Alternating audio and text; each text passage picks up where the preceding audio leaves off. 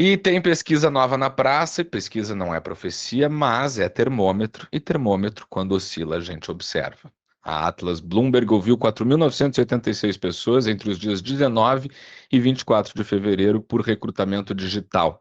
É a primeira rodada pós-carnaval e o que ela entrega é menos espetáculo e mais sinal. No primeiro turno, Lula segue na frente em todos os cenários testados.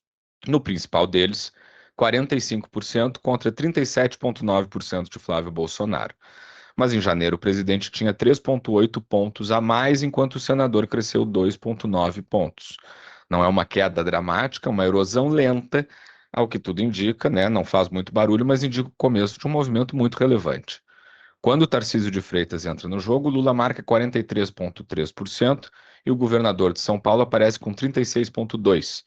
Em outros cenários, Lula chega a 47,1, o que mostra que o presidente ainda tem muito lastro, mas o intervalo entre liderar e sobrar já não é mais o mesmo. Agora, o ponto sensível de verdade está no segundo turno. 46,3 para Flávio Bolsonaro e 46,2% para Lula. Um décimo de diferença. Dentro da margem de erro, claro, empate técnico indiscutível, mas com uma inversão numérica que não existia na rodada anterior. Em janeiro, Lula tinha 49,2% contra 44,9% do Flávio. Então, o movimento é bastante claro, né? O tamanho ainda é muito pequeno, mas o sentido da curva importa mais do que o décimo. Tarcísio também aparece num empate técnico numa simulação de segundo turno. 47,1% para Lula, 45,9% para ele. E ele já declarou apoio a Flávio, então a direita vai testando os nomes, mas a base eleitoral parece ser a mesma. A disputa não é sobre quem representa melhor esse campo, é sobre quem consegue agregar essa turma sem assustar o centro. E tem ainda o dado da rejeição, né? Lula lidera com 48,2%, Flávio tem 46,4%. Num país em que os principais nomes passam dos 40% de rejeição, a eleição não é sobre amor, é sobre tolerância, é praticamente um plebiscito. Quase metade dos entrevistados diz ter mais medo da reeleição de Lula do que da eleição de Flávio, 47,5 a 44,9. É outro dado político duro para o governo, porque presidente em exercício precisa reduzir medo e não administrar o medo.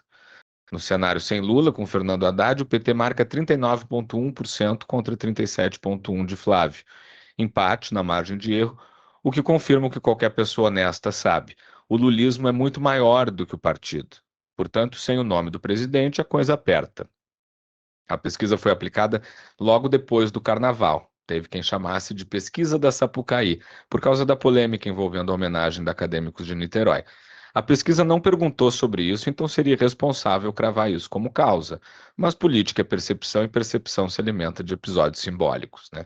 O que essa fotografia mostra não é uma virada definitiva, nem uma derrocada do governo, mostra um presidente que ainda lidera, mas que já não impõe distância e um adversário que cresce ancorado num sobrenome que continua organizando a oposição, mesmo com o titular original fora da disputa, preso em Brasília.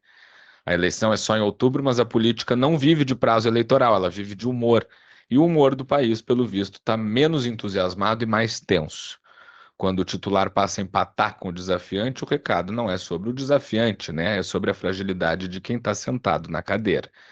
Pesquisa não define o futuro, mas descreve o presente. E o presente hoje é um Brasil em que ninguém tem folga, em que a rejeição é alta dos dois lados, e em que a disputa parece menos sobre convencer e mais sobre resistir ao desgaste até o último round.